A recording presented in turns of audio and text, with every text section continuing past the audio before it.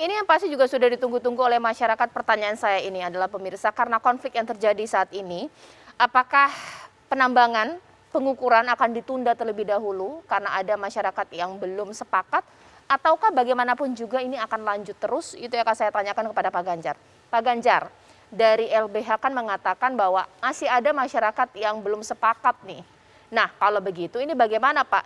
Apakah akan tetap terus lanjut pengukuran dan juga penambangan atau bagaimana Pak? Ada 346 bidang yang sudah setuju. Mbak Caca tahu nggak sekarang tinggal berapa? Tinggal 25 Mbak. Sekali lagi tinggal 25. Artinya masyarakat yang setuju ini mendukung betul. Maka fairness-nya kira-kira begini.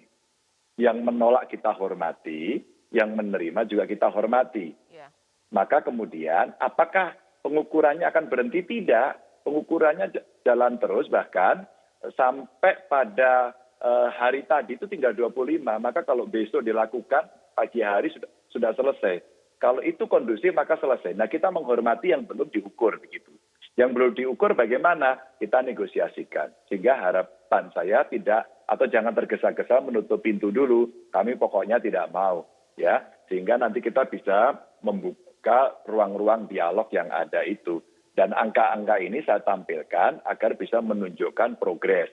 Maka kalaulah kemudian komunikasinya bisa dibuka, itu akan jauh bisa membuka ruang-ruang pengetahuan, apalagi tadi kalau alasannya kesuburan tanah, sumber mata air, lingkungan, kita bisa jelaskan. Titik airnya aja kita bisa tahu kok tempatnya di mana. Maka biar tidak misleading, kan kita nggak bisa kira-kira. Kita bisa tunjukkan kan semuanya, gitu. Oke, sekarang saya ke Pak BK. Pak BK, kalau misalnya seperti ini, awam saya, ya tidak adil juga bagi mereka yang mungkin setuju, ini menjadi terhambat, karena memang secara matematika yang setuju ini lumayan banyak Pak. Yang tidak setuju meskipun memang saya tidak mengatakan kecil, tapi yang setuju ini juga lumayan banyak Pak. Bagaimana dari Komnas?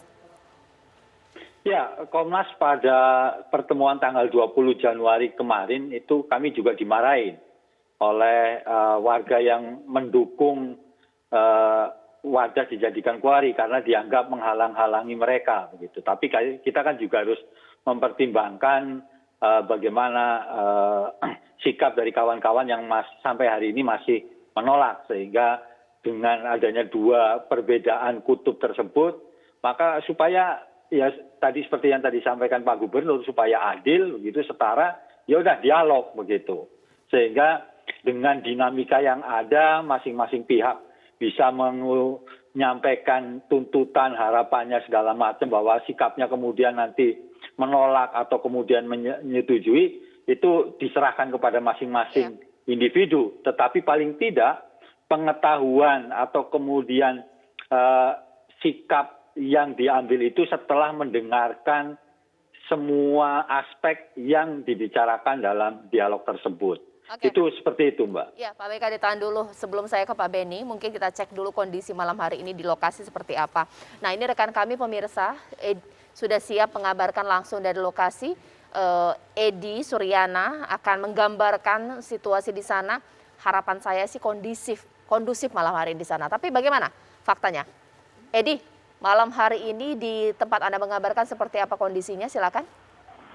Baik, ini malam hari ini kondisi di lokasi atau di wadah sendiri kondisinya sangat relatif aman dan terkendali seperti itu. Dan selain itu tadi juga dari para warga yang telah diamankan oleh pihak kepolisian Polres Purworejo sendiri yang berjumlah sekitar 64 tadi sudah dikembalikan ke masyarakat. Jadi tadi juga dari pihak kepolisian sendiri mengantar para warga ini sampai tujuan, sehingga kami lihat dari malam ini yang kami pantau sejak tadi sore hingga malam ini kondisi di lokasi sangat-sangatlah relatif aman. Oke. Terima kasih Edi mengabarkan langsung dari lokasi ya. Pak Beni, kalau sudah seperti ini kan sudah panas, Bapak pasti cek lah di media sosial ini, hashtag ini banyaklah bermunculan. Saya melihat ini kalau tidak hati-hati, ini konflik akan bisa terus jadi. Polisi harus memposisikan diri seperti apa?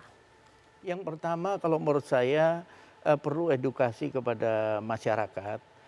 saya yakin ketika nanti dialog terwujud, pertemuan terwujud, kemudian dalam hal ini Pak Gubernur memaparkan tentang hasil kajian lingkungan, kemanfaatan, ke depan akan bagaimana dan sebagainya.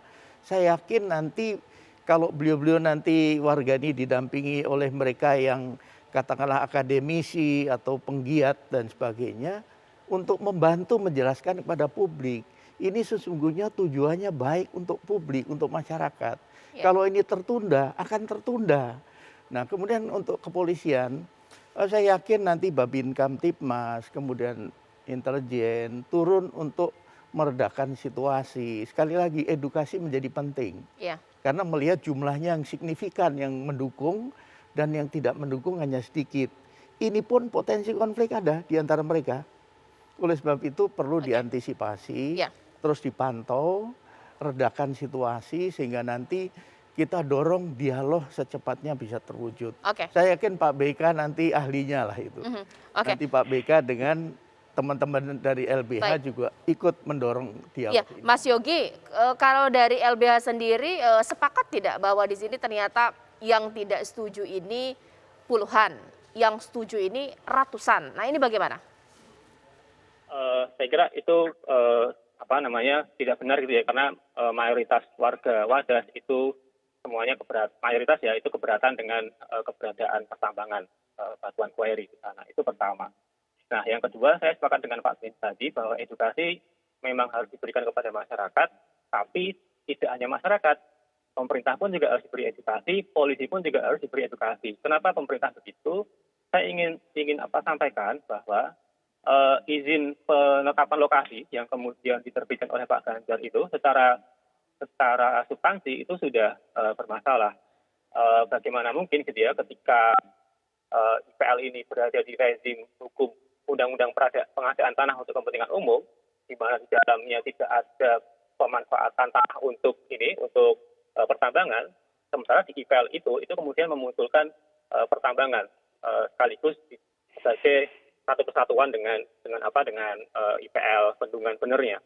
Nah, saya kira itu jadi penting. Kita juga memberikan edukasi kepada pemerintah bagaimana kemudian membaca dokumen perundang-undangan. Yang ketiga, edukasi saya kira juga penting kepada polisi, gitu ya.